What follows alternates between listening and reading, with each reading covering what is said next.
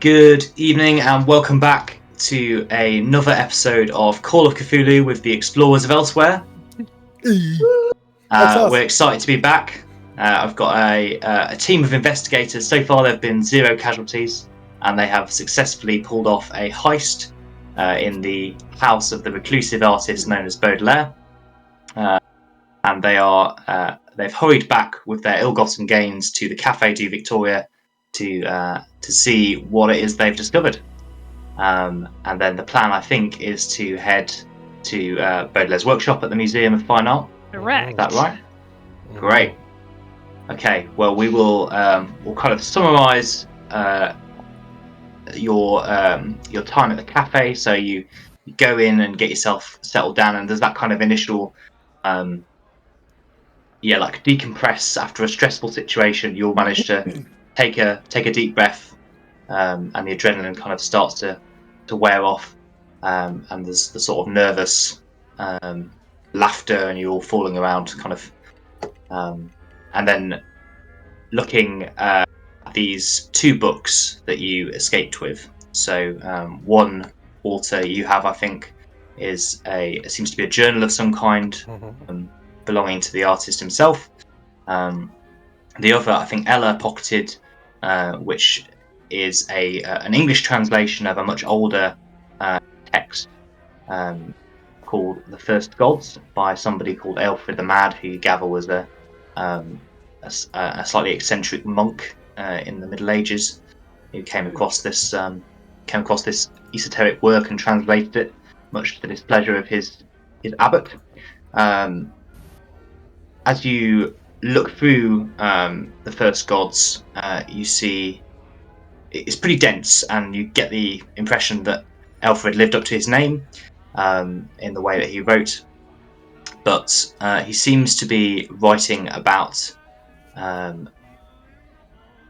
entities called the Ténébris.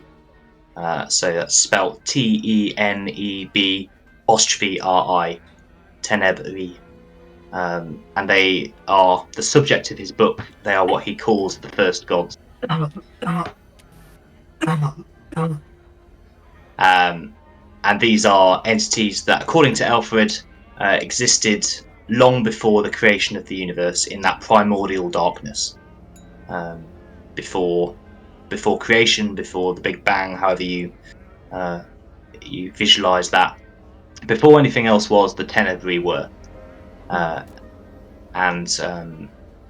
Yes, they're the subject of his book, and largely he seems to be kind of stressing the importance of them never getting back in to the universe from which they were banished.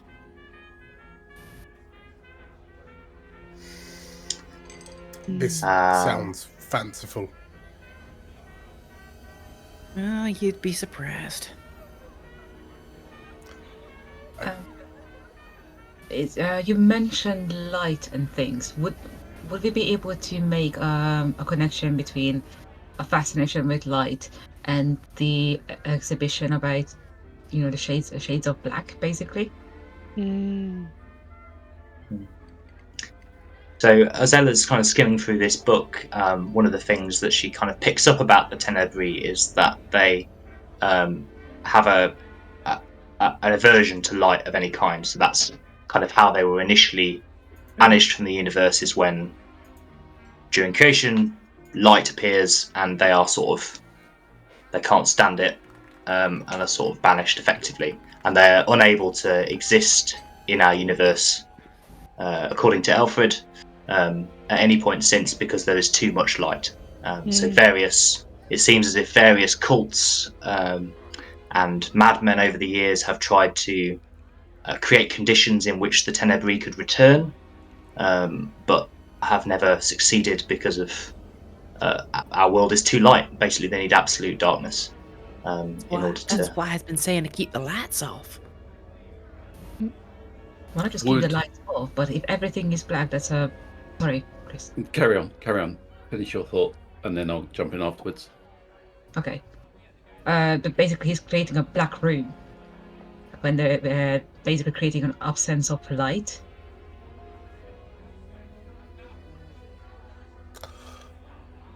So he's a kook. Like, he's got some fanciful ideas, that's all. Oh, no crime there. I mean, Well, you say no crime, but something this occultish or this outlandish definitely can hurt the museum and John. if we're even going to begin to play along with this idea, you can't just paint a room black and usher in some unspeakable horrors from the before the prequel to Genesis. It just tosh. Obviously not, but imagine that the exhibition opens up and all there is this completely pitch black room and nothing else. That's modern Maybe art. Yeah, potentially maybe a couple of like occult symbols or something to make it even more unsettling. My point is that the museum has a lot going on for this exhibition. If people turn up and see only this, there is no amount of argument that oh, it's modern art. That's probably not going to save the reputation of John. Well, we just It's a gambit that he probably doesn't want to take. What? Would Edith's kind of knowledge of history, the occult, and other such like things know anything about this first gods? Is this the first time that Edith has heard of the first gods? Let's put it that way. Go ahead and roll me a occult check. Yes, could I also get in on rolling that? Yeah, anyone who wants to can. Everything's a load of nonsense. I put points in. Can Daisy run? I think Daisy should roll. Daisy knows all about the occult. Yeah, she's a cat. Yeah, she's a cat, exactly. Oh, Walter! Oh, nice! Oh! now he can read. Darkness. It is the darkness. Crits! Oh my word. Okay. So Edith has no He idea. was born in it. Ella, was that a success or? It was. Yeah, just a normal success. Yeah. I was debating on spending luck to make it a hard success, but no, I'm not gonna. Okay. Probably not necessary given Walter's critical success. Okay. So yeah, Edith. Yeah, you don't know. Walter, you're. So the question was. I mean, what's troubling is that this is all from the perspective of someone who thinks it's tosh. My mistake, not tosh. Yeah. Completely real. It's nothing like the Mayans did back in the. So Walter, maybe frame for me what it is you want to know. I guess you can pretty much choose your question with a 1. So, well, I guess, like through my reading, because like what through my specialization as a librarian, like I focus on like I focus on things like anthropology and civilized history, civilized and uncivilized history, like all throughout the ages and eras, specifically looking into like the rare books I find seem to be around things that are unusual for people to do, and that's kind of, I guess, segued me in somewhat into the occult, like more like occult practices, things that don't make sense. So perhaps maybe I have heard of this this mad fellow. Yeah, Alfred. Never, but like I, personally, because I'm a man of, well, the only color I see is green. Like I know, so I guess I know the stories, but I think they're all just rubbish. So I guess my angle is like, is there almost like attempts to do something like this in the past from like other ancient cultures or whatnot? Yeah. So either that just sprinkle names liberally, as people talk. So I think when we first met you, Walter, you were reading Babylonian texts. Is that right? Yes. So you're aware that most ancient cultures have a creation myth of some kind, Yes. and there are kind of similarities between those, Genesis equivalents in different cultures and different religions. One of the factors that they often have in common is that there is a primordial force of chaos or darkness that has to be overcome for creation to happen.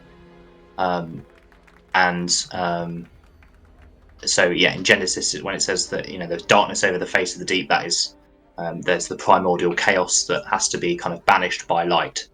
And your studies of other cultures suggest to you that is a recurring motif throughout pretty much all of human society throughout time.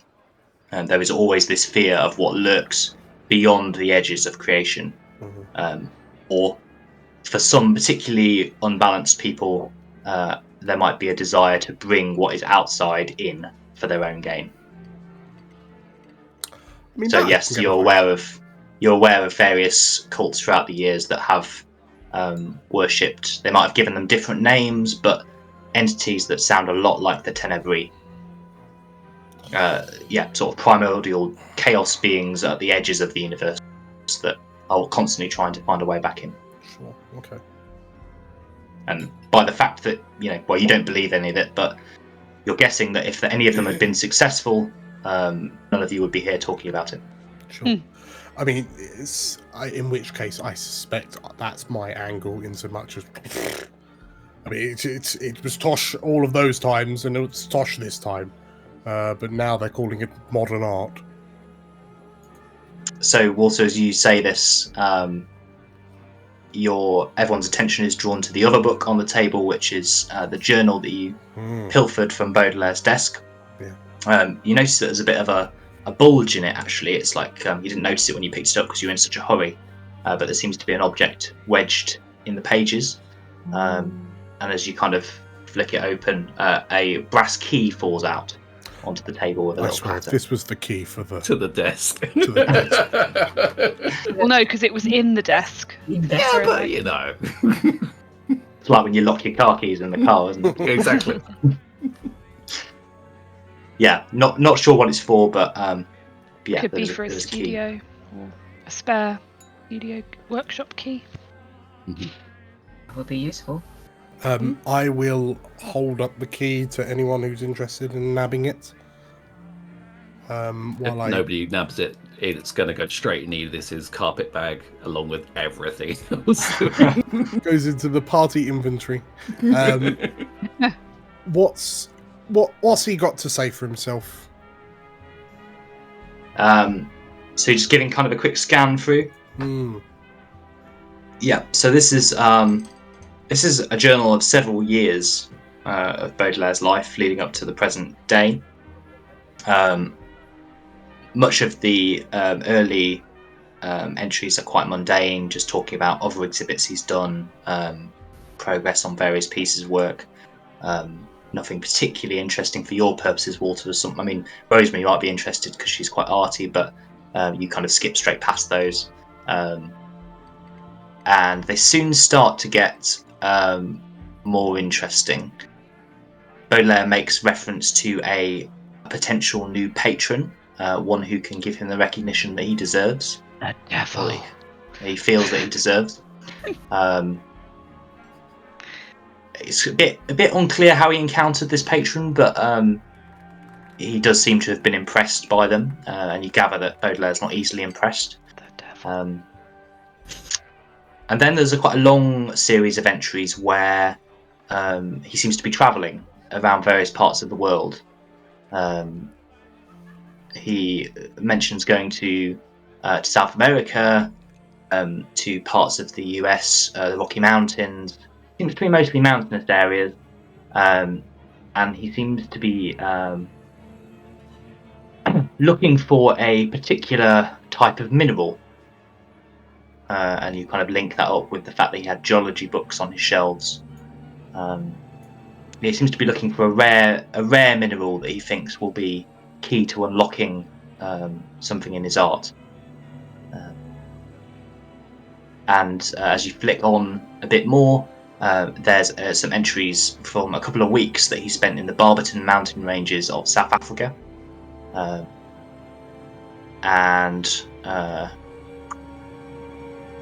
it's clear that whatever he was looking for, he seems to have found it there.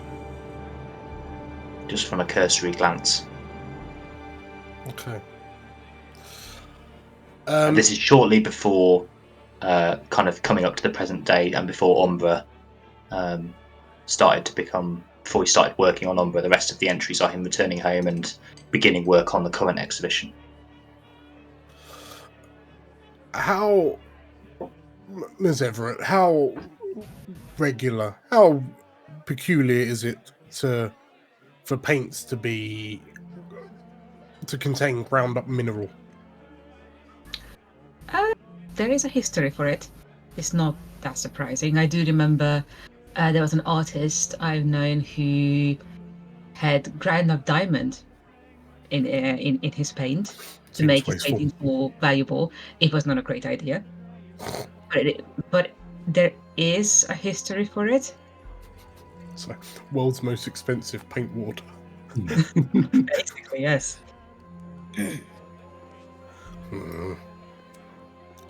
I'll hand the book off to Rosemary just in case there's anything unimportant that I haven't picked up on. That is actually quite important to pick up on. Is there anything stands out? So with your artistic knowledge, I suppose you might be able to add that the pigment Baudelaire was looking for, the minerals that he's looking for, is to create a blacker than black paint, basically something that is black enough to completely absorb light. Mm-hmm. It seems that kind of all normal black paints were not good enough for his purposes. There was still too much kind of reflective properties, and he needed something that was almost complete light absorption. And so he travelled to the Barberton Range, which is some of the oldest mountains in the world, according to the journal, and managed to find enough of it there for his purposes. And that's kind of what's given him the materials he needs to create Umbra.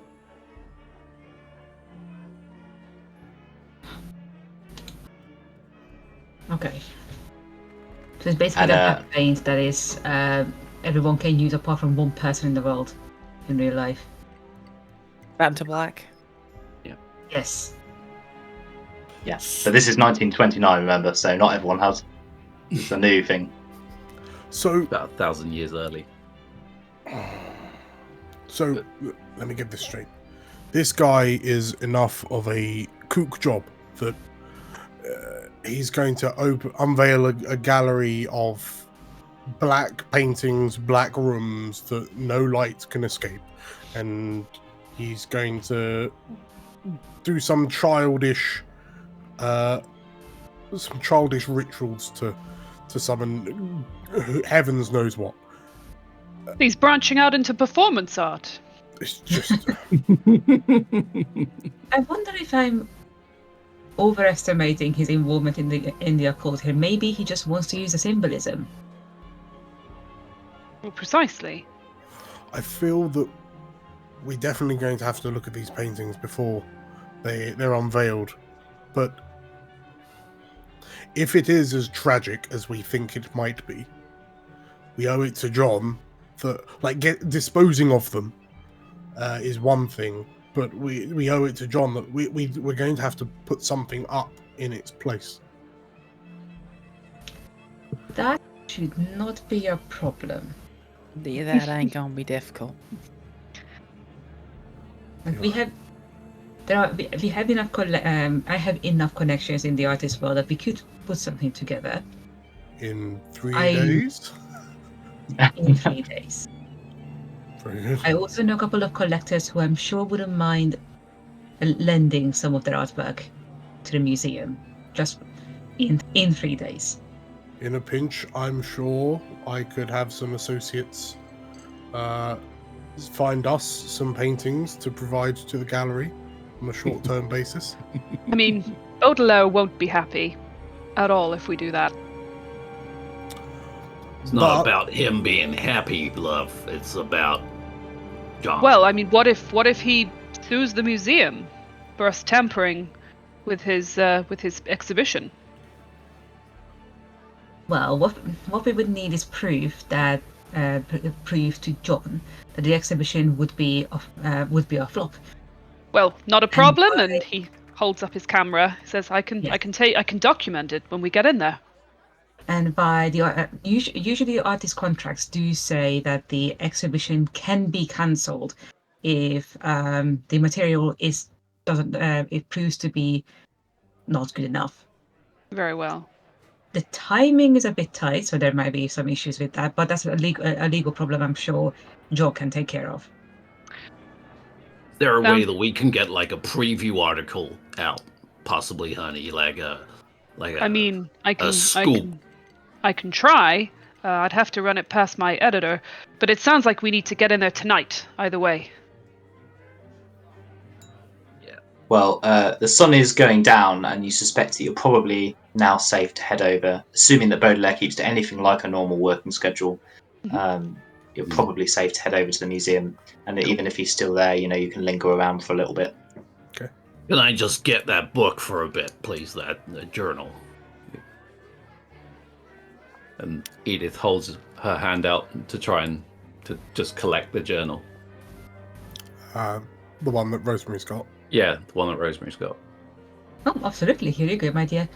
Thanks. And she'll flip through it, looking explicitly for like symbols that don't make any sense, like weird writing that doesn't make any sense. I'm trying to argue the use of spot hidden, so any kind of like hidden language or hidden sort of Like tiny notes in the margins. exactly or- that kind of thing. As you Yeah, flick go through ahead the and- pages, there's a little Little man that jumps on a trampoline. Yeah. Yeah, go ahead and roll me spot hidden, because Uh, just a normal check's fine. That'll do it. Oh. My spot hidden is 65. Great. Okay. Lovely.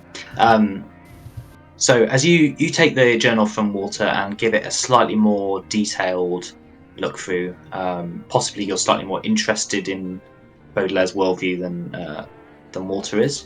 As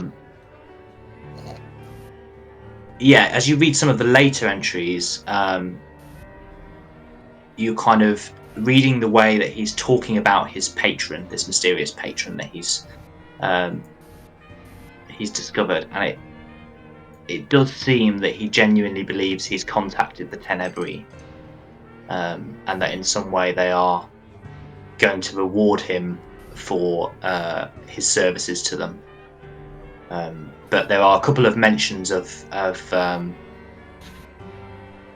a price needing to be paid before they will kind of give out their favors. An offering.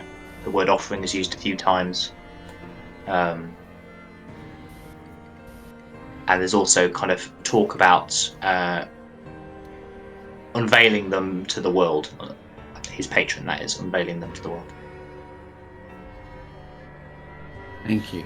I will hand the book back to Rosemary. Edith hands the book back to Rosemary. Guys, definitely planning something. Keeps talking about offerings and such like. Just not necessarily sacrifice. Could be money. Could be his art. Could be anything. Well, if I wasn't in before, I'm definitely in now. Yeah, we should go take a look at this exhibition. Yes, this sounds like it's an utter train wreck. Matt, Yes. are there any like sketches and things in this journal that is worth looking at? That is very very much in. Sorry. Man on a trampoline. On a trampoline. So in the not of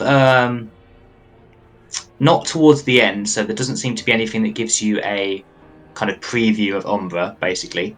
But towards the start of some of his earlier exhibits, you can see some of the like initial working sketches, or you've seen kind of these pieces before in the flesh, but you're kind of excited to see the initial mock-ups or some of the first drafts of them. So that's quite exciting for you as an artist.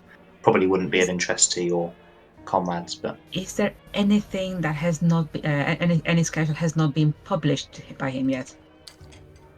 yeah, a couple of things possibly that you don't recognise having seen before when you visited his exhibitions.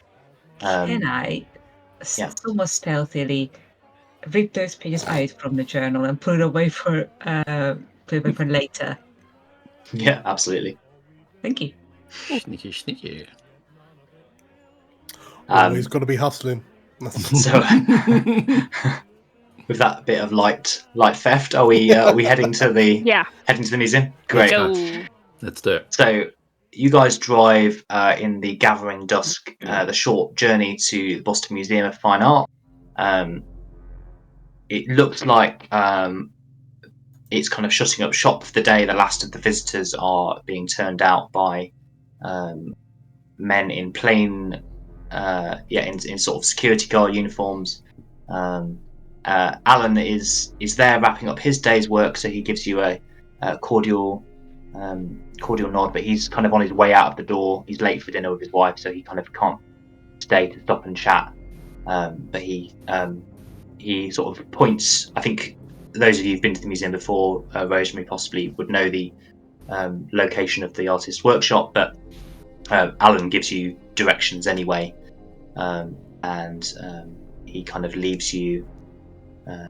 He asks you to lock up behind you, basically, so that there's no kind of evidence that anyone's tampered with anything. And then he hurries up down the marble steps towards the street where his cab is waiting. Edith goes digging in the carpet bag, pulls out eventually whatever key it was that is the workshop key, I guess, is what we'll be given, or will we given the museum key? We have a museum key. Yeah. And then the bronze. Yeah, the brass key that came out of the journal is additional to that. Yeah. So she pulls out the museum key. She's like, "Give it 10 minutes, and we'll try." So you guys linger for a bit in this grand central hall, which you know is where you can see several kind of billboards advertising Umbra, the coming exhibition, and you can see that some preparations have started to be made already, but none of the pieces are on display yet. It seems that they're waiting to the last minute to move those out into the main space. But there is a sort of service door off to the right. That's where Alan gestured you towards the workshop. So you can go through there. Is there any noticeable security at all? Yeah, there's one or two sort of guards just starting their night shift who are kind of loitering around. They give you sort of courteous nods. These seem to be museum security, Alan's men, rather than the private security that he said that Baudelaire had hired. They look very much like they work for the museum. It seems that the private security is just for the exhibition night itself.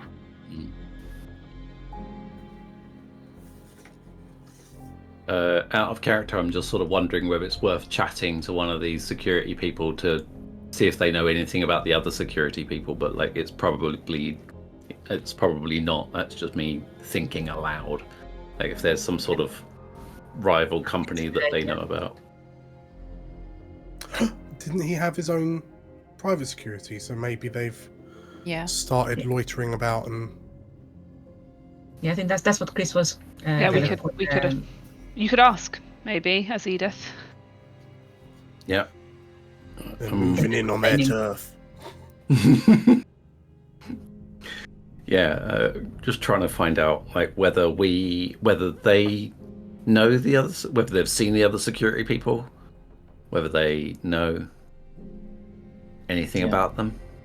Might be worth a try.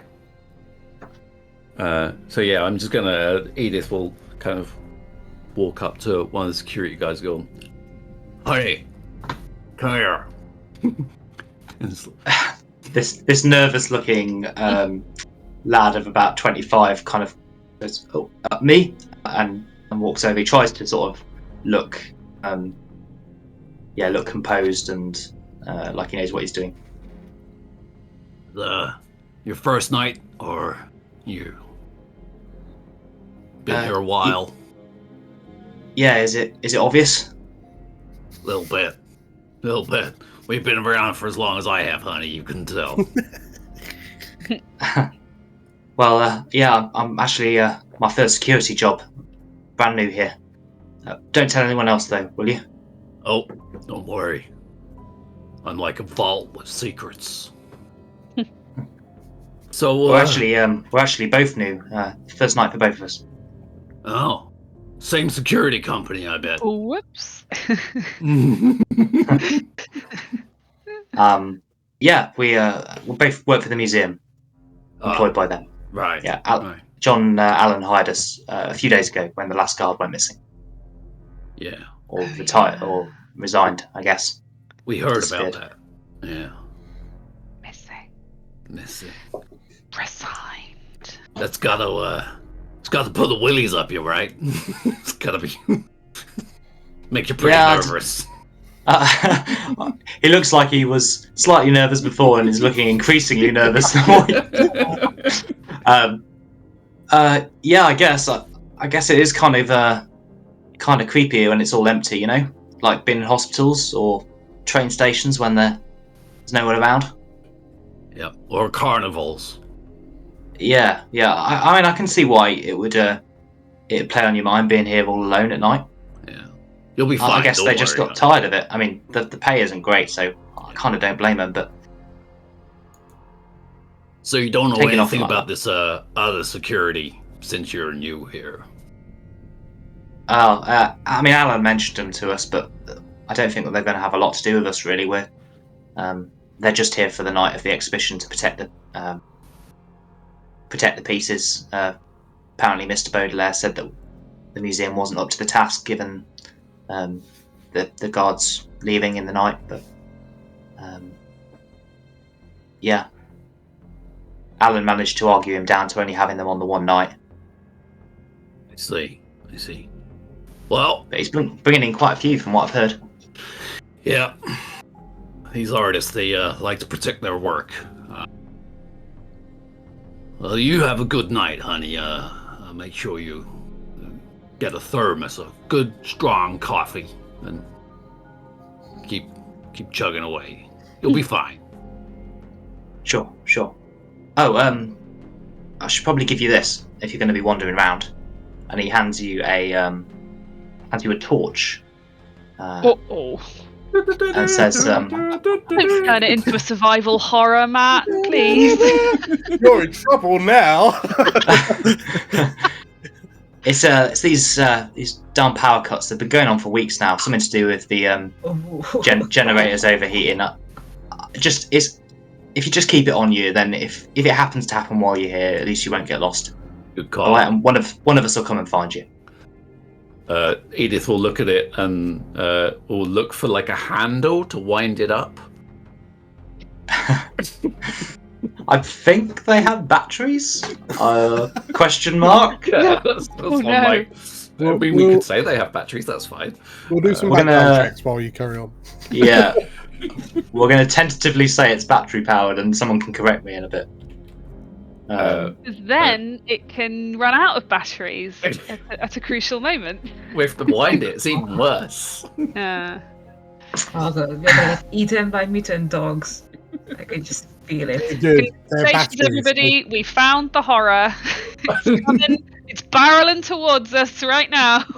The first battery torch was invented 30 years ago. We are good. We are Hey. good. Yes, okay. We are good for battery run out horror. Okay. So this isn't one of those naff prototypes that blows up and takes your hand off. This is they perfected it. Proper. Edith will kind of like switch it on to check it. and then switch it off again, and then okay, and in the carpet bag it goes. Thanks, honey. Yeah, you all have a good night. Stay safe, all right? You too. I'm sure. What a charming young fellow. Wander back, cane back towards the group. She says, and she'll just go, "We got a torch." Excellent. Might as well, yeah? So, unlike last time, do we want to talk a plan? Well, we did fine last time without one. That's true, but I remember. We're assuming he's not in there. I'm also assuming that key from his diary is a spare workshop key. Yeah. I'm hoping it is, so we should be able to get in fairly easily. Jeffrey's going to snap all of these perfectly ordinary, very black paintings, just to get evidence that it's a weird exhibition John doesn't want to put on. And then we're out. It's all good. Yeah. In which case, so Anything Jeffrey to needs to be in the room. No? So Jeffrey needs to be in the room. I would say Edith probably should go with Jeffrey to light the paintings. Sure. The rest Do of we not us all to go? stay outside and... Well, I feel a couple of us probably should stay outside to keep an eye out for Baudelaire's security people. So I don't think they would be happy to see us. I'm rather adept at providing distractions. It should only be arriving on the night, but there is that risk. Yep. Yeah, there is that risk. Do we expect that we're not supposed to be in the workshop? Like, if we were found in the workshop, would that be frowned upon? Yeah. Yes. From what Alan said, very much so. Baudelaire has deliberately changed the locks on the workshop so that only he has access. Not even Alan has a key. Otherwise, he would have given you one. And yeah, he's made it clear that it's off limits to anyone except himself. So yes, you suspect. I mean, Alan obviously, and presumably the museum guards wouldn't mind because they work for Alan. But yes, if Baudelaire were to catch you or some of his dudes, then probably less keen. Okay. Well, the thing is, we have a cover story. We don't appreciate. Alan didn't appreciate him changing the locks. So we're back here to re-put the locks back on. Well, I'm sure that some of us could wait outside and provide surveillance. Okay. Is Well, there the a five back of you- entrance to the museum or a rear exit? Is there some sort of back alleyway that people might come in through? There's a back door. Yeah, you would have seen that on the guards would have let you know that's kind of a fire exit, effectively, alternative fire exit. Not something that most of the not entrance. Yeah, it's not something that the public would ever use. There's kind of one public entrance, which is the grand doors you came through, but kind of service people, staff might use the back entrance. Okay. I mean, should we do a perimeter check to see what the workshop area looks like, to see if we can think of any other way to get in? Apart from the obvious. I mean, it might... I think time might well be of the essence, because... I mean, do we know roughly how long it takes to get from here to Baudelaire's house? Because if he goes home and he finds his thing gone, is that what you're thinking, Dan? Yeah, because if he doubles straight back... Because, I mean, whilst I'm confident on my deception, I'm, better to be prepared. But probably not too long if he was to discover what happened straight away. Okay, maybe like half an hour. Okay, I think in which case, if Rosemary, Jeffrey, and Edith head into the workshop, Ella and I can be on the lookout. So Jeffrey to do his investigating, Edith with the torch, and Rosemary for the artist's eye. And then, well, Ella and I, we did a pretty good distraction in Baudelaire's house, so we can just do it again.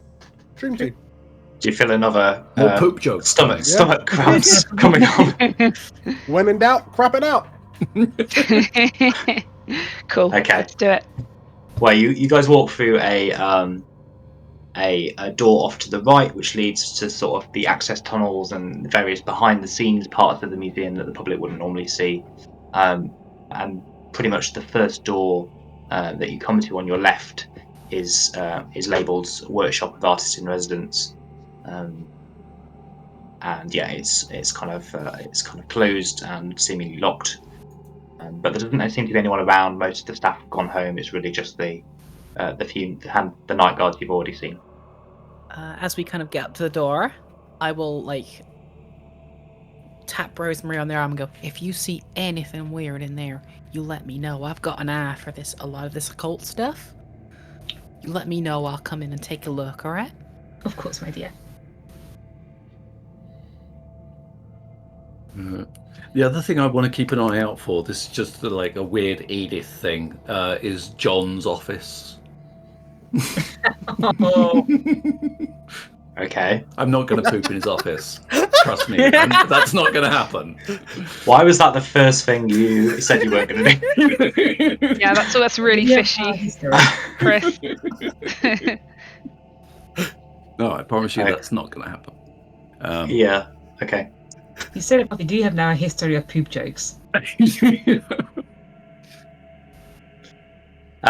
It looks like if you go a bit further down the same corridor, at the end of the corridor, there's a fuse box that seems to control the museum's power, and then there's kind of a corridor bends off to the right and left in a T-junction, leading to various other parts of the museum. But on the right, before you get to the fuse box, is another office that is labelled Museum Curator. Okay. She'll take note of where that is and stay on task for now. Okay. So are you trying the key in the... Oh yeah, she'll go digging back into the carpet bag. Okay. Pull out some fluffy handcuffs. No, not those. And eventually pull out that brass key. There you go. You found it. You try it. And she'll hand it to somebody else. Ella, where should you and I be posted? Like how far away from sort of like, given the location of where we are, what sort of footfall are we expecting? Are we realistically, is it like, are there patrols that are going to be passing us, or are we in a position where the only people that are going to come past are the people coming directly to us, kind of thing? You wouldn't be surprised if the night guards do a cursory patrol of this section at some point, but they were kind of aware of you already. They know we're here, Dan, and they kind of didn't question us as to why we're here. They're expecting us. You wouldn't expect anyone else particularly to be back here unless someone was working. Yeah, no, probably not. Is there anywhere where we could stand where we've got line of sight on both, sort of like the workshop-y area and the main concourse, so anyone coming through? I suppose the public entrance would be closed, wouldn't it? So sorry, is there somewhere where we can kind of see the workshop and like the rear entrance, like the staff entrance? So if you walked, if one of you was to stand at the end of the corridor near the fuse box, you would then sort of be able to look down either way of the T-junction. You assume that one of those corridors leads to the rear door. Sure. So that would be a good spot. I'm going to keep an eye on the front entrance mostly. Okay, I'll keep an eye on the back entrance at the T-junction. Okay, great. Well, who's opening the door? Who's trying the key? Not Edith? Not it. Edith, why don't you do the honors? Alrighty. Okay. There is a beautiful click of a freshly installed lock as this key fits perfectly, and the door swings open to reveal a dingy, quite a dingy room. It's dingy because all the curtains and shutters have been pulled shut. However, there is slightly oddly, there is a electronic light bulb hanging from the ceiling that seems to have been left on. So it's not as dark as it otherwise would be. It's not pitch black, although it is kind of flickering weakly. She will dig out the torch, sort of as the next kind of, and just like hold it. Yeah. The room is in utter disarray. You can easily recognise it as an artist's workshop. There's sort of canvases standing almost to attention in various parts of the room. All of them seem to be covered by cloths, as if they've just been like thrown over. And there's pallets everywhere. There's splashes of paint. There's piles of brushes discarded kind of haphazardly. In fact, I can give you a picture. Ooh, go on. Love a picture. Love a picture. I also love a cloth-covered canvas. Oh, yeah. There you go. That's roughly what we're working with. Yeah. So, very, very untidy. But there's these perhaps a dozen canvases standing at various points around the room in easels, but they all seem to be covered. Is there any sign of somebody like eating in here, or like is it just art stuff, or is somebody like having food brought to them, that kind of thing? Is it a bit more than that? He's eating the paint. So on the desk, there's a desk off to one side, or a little table more really. There is a number of feathers, white feathers, and a just sprinkled over the desk, and a bowl of. At first, you take it to be soup. It's kind of deep and red, but then you look and it's that ain't soup. Has he been sacrificing pigeons? There's also evidence of kind of salt on this table, so initially you thought, oh, maybe someone's like cooking a chicken dinner in here, I don't know. Yeah. But then with your occult knowledge, you're thinking, gosh, something's a bit weird about this. Rituals. Yeah. Examining these things, like on the desk, you'll see Edith kind of put her finger like in this bowl. And like it will just drip off, and she'll just turn around and be like, "That ain't soap." Tastes like soap. What is it then?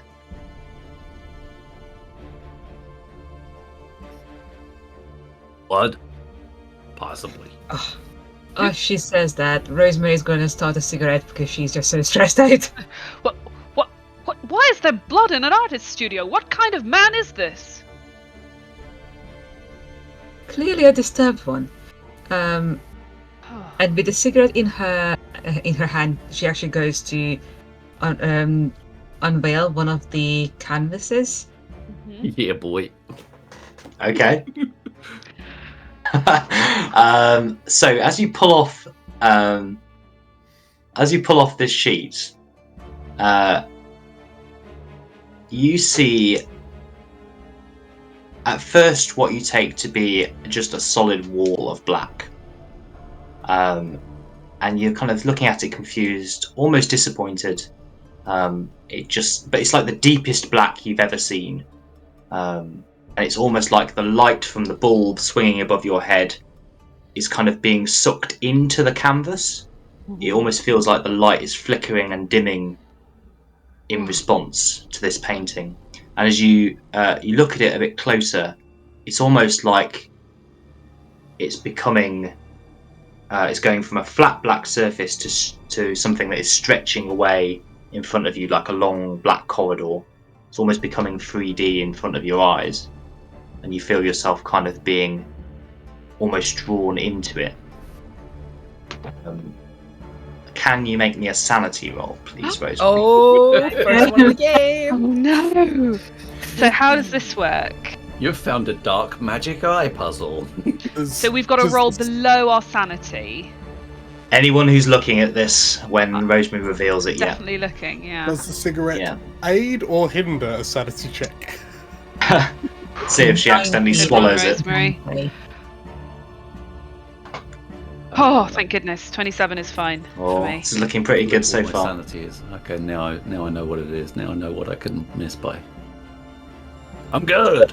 Oh. We're not fussed. good It's the indeed. first weird thing we've seen. We're fine. Jeffrey It's just a really good effect. Jeffrey just looks and goes, "I'm not sure that's going to come out so well on the film." Probably not. I'm going to lower the canvas back. Sure. As you all, as you hastily lower the sheet over the canvas, Rosemary, you're all left with the impression that somehow this canvas is still watching you through the sheet, and you're all going to lose 2 sanity points. Ooh. We all pass. You It did. don't matter. You know what? If that happens, if I feel like he's still watching us, Rosemary's going to have a moment, lift up the corner of the canvas just for a second, and push her lit cigarette into it. I like that. You're hoping Okay. that it's oil paint and it just.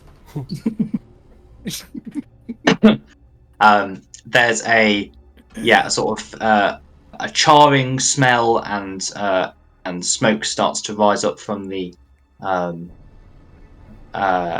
canvas beneath the sheet, and you can see you've left a small burn on the canvas. It's kind of quite hard to spot because it's black, right? But if you know it's there, you've caused a minor piece of damage to this. But it does It still feels like stop it's your watching figure it us. out. Yeah, I mean it's just kind of like you're kind of able to shake it off after a while, but you feel a bit unsettled just by how much depth Baudelaire has managed to put into what is effectively a black canvas, with no variation in colour or tone really, and yet it feels kind of like you are staring into the void. No, I'm not a connoisseur of these things, but that painting was spooky. Was it not? There's a way of describing it, yes. I mean, I am distinctly unnerved right now. Yeah, it's pretty weird, honey. Pretty weird. I do not like this. I do not like this. I have to admit, it's extraordinary, and it might actually work for an exhibition, but I do not like this. I don't think the public should be looking at that. I mean, there'd be mass panic. Paintings shouldn't do that. Maybe that's what he wants. Maybe. Can I? Do you think we look should? at this point? Sorry, Sorry. Rosemary. Go ahead. Can Rosemary look around and now with this knowledge of what was under the canvas, try to look for other things that are a bit unsettling and just do not belong in a workshop? So I was going to say check the trash can, but like that was kind of my next thing, something like that. Actually, I'm wondering if there is a hidden door or something. We could look around for one. I think Anything hidden doors, and also traces of paint on the floor or something that has been removed. Okay. Do I need to roll something for that? Yeah, I don't think so. You all have a bit of a look round. Edith, you start rummaging around in one of the waste paper baskets, and you find there's lots of kind of normal art related debris in there, but then you do find buried at the bottom and kind of starting to smell quite fragrant the decapitated and plucked body of a chicken. Rosemary, drawn over to the desk by Edith, noticing this bowl of blood. You notice there are several other bowls on the table of a similar size, filled with a black paste or pigment that seems to be in the process of being prepared.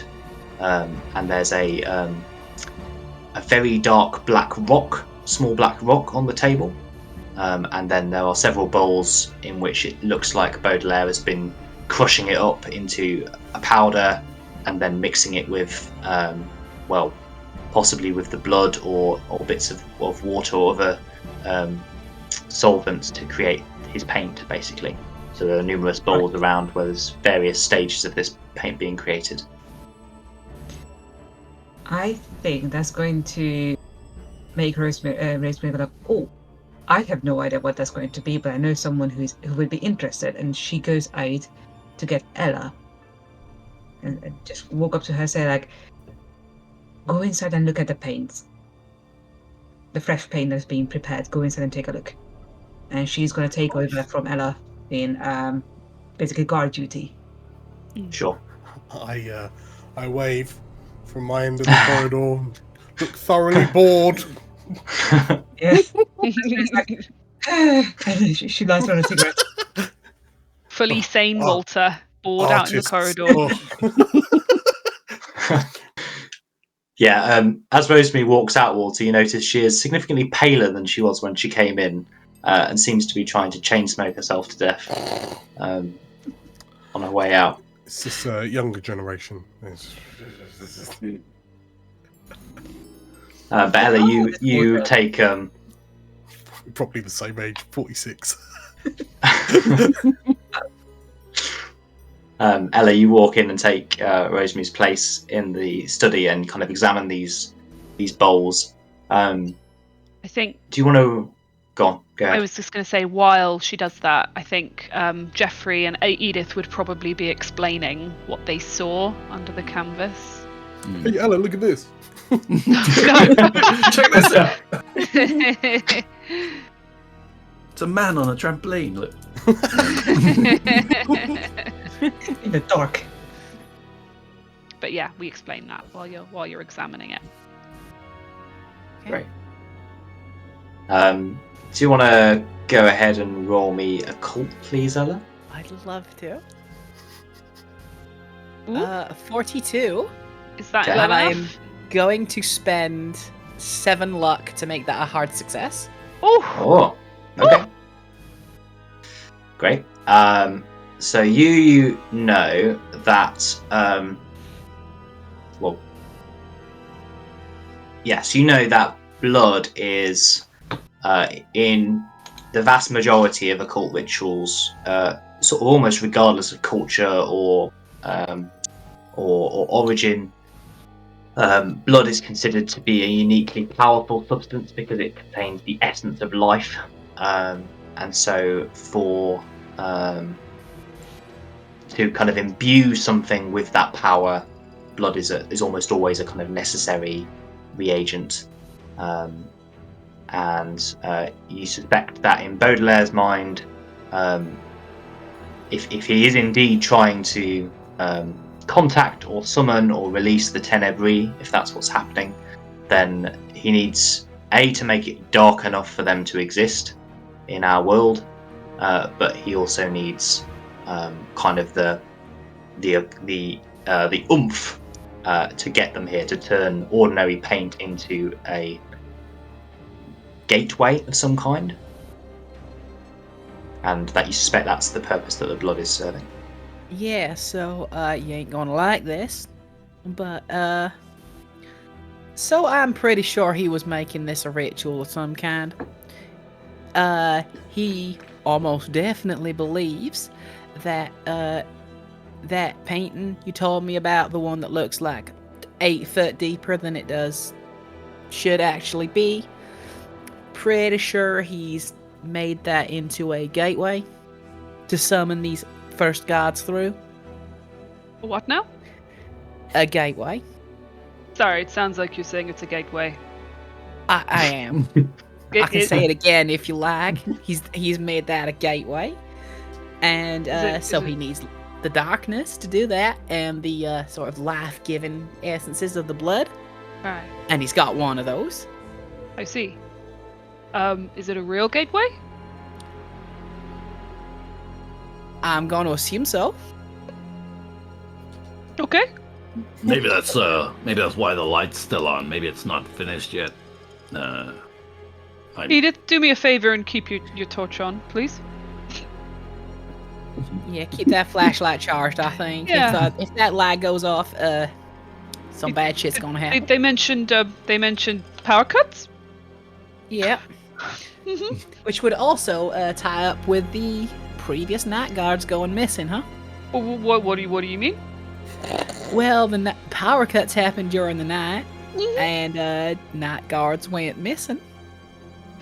It's the night right now. Yeah, it is. Oh Lord. You're not just scared of the dark, are you, honey? Keep that flashlight on. It's a very sensible fear. Our ancestors were scared of the dark for a good reason. Anything could be lurking in the dark. Apparently, we're next to a gateway right now. Does Jeffrey want me to come back inside and set the thing on fire? Yes, please. Extreme light in its face. I think what we need to do is we need to alert the proper authorities, and we need to bring just as much light into this room as possible until all of these paintings can be disposed of. But we need evidence, honey. We need you to do your thing. I am not photographing that thing.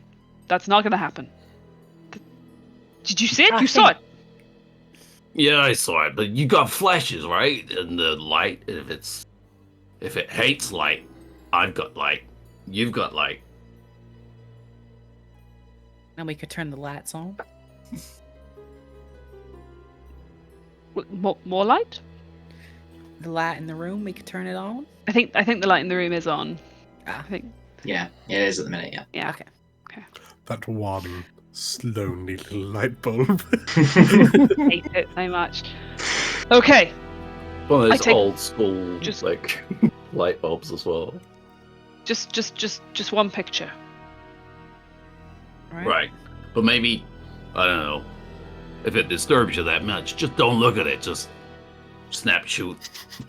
Just set it up. I mean, you gotta frame it up properly. You need to look at what you're taking a photo of, really.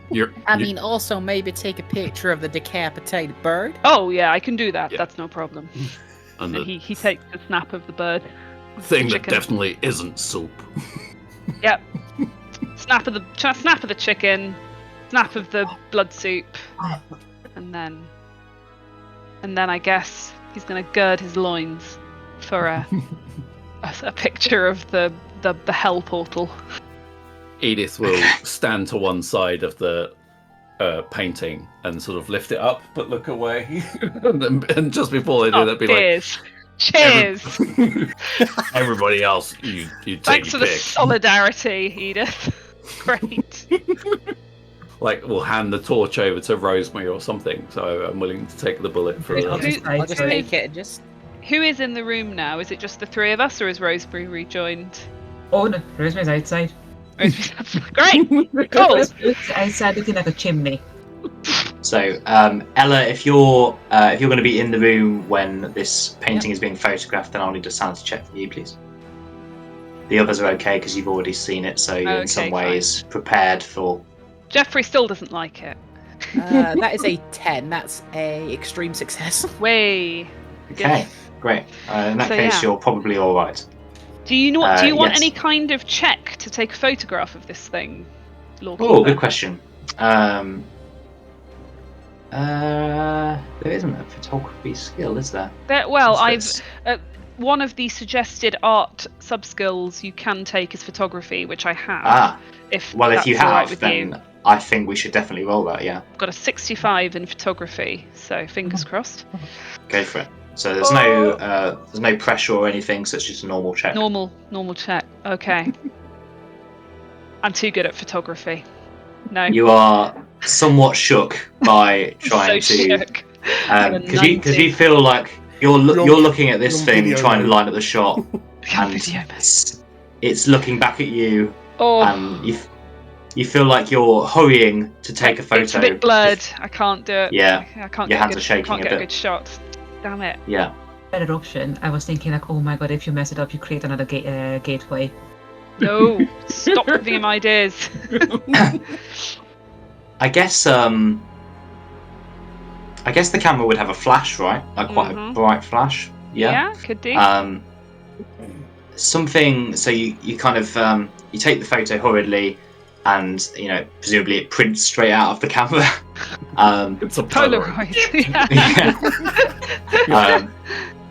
And you kind of give it a few. Well, maybe Pretty you have sure to go Polaroids get were developed. later. But, Yeah. What sort of camera have you got? I think it would probably be an old film camera. Got you. You have to go get the film developed. Yeah, so I wouldn't know how it's come out. The accordion lens. No, it's not. Yeah. It's more an old reporter's camera. Yeah, if hanging such a around your thing neck or whatever. existed. They probably didn't in 29, but still, let's pretend. So you're not sure how it's come out. But you, your hands are shaking so much you think, or be surprised if that's good. Does the painting react at all to the bright flash? Nothing that you can see, but something. Yeah, the energy in the room shifts somewhat. In that indefinable way that, as a reporter, you've learned to pick up on changes in kind of atmosphere and rely on your intuition, and something about this flash just I don't like it. You don't like how the room feels now. Oh dear. You didn't like how it felt before. But... I really don't like how it feels now. So if the feeling in the room notably changes, I'm going to somewhat calmly open the briefcase that I have with me, pull out my gun, and just have it in my hand. Okay. How does everyone else react to Ella just pulling out a gun? Whoa, honey. Hey! No, calm down. We can talk about this. I don't do nothing to you. Do you? That's fine. Oh, okay. But if something comes through that painting... A gun's gonna help? What other ideas you got? Running. I would run very fast. The American dream, guns always help. Exactly. Guys, Rosemary's gonna lean in. It's like, oh, you're done. We are running on. We are running on a bit of a time limit here, my dears. It's lower back the cover on the painting and just yeah. It's tricky. I'm not sure how well it's gonna come out. What's happening? What's going on in there? It's broken our stuff. Oh my god. But yeah, I think Rosemary's gonna point at the blood and the chicken. I just take a picture of that. That's an OSHA violation right there. Let's go. Sure. I've got that. I got it. Maybe have we got enough? Can we go to John Allen with this? Before we leave, I just want to kind of take a bit of a closer look at the bowls, if at all possible. If there's anything are the bowls just normal bowls, or are they metallic just seem bowls? to be just normal bowls, plain unadorned metal bowls. Yeah, okay. The kind that any artist would use to mix their pigments in. Okay, cool. Thank you. It does occur to all of you that Jeffrey's question is valid. You've only got 2 days before the Umbra opens to the public, and John would like to hear from you before then, ideally. Obviously how you choose to contact him and what you choose to tell him is up to you. How fast can you get that thing delivered? Made? I can develop it in the morning. Okay, good. Well, if there's nothing else in here, we should get going, like Ella says.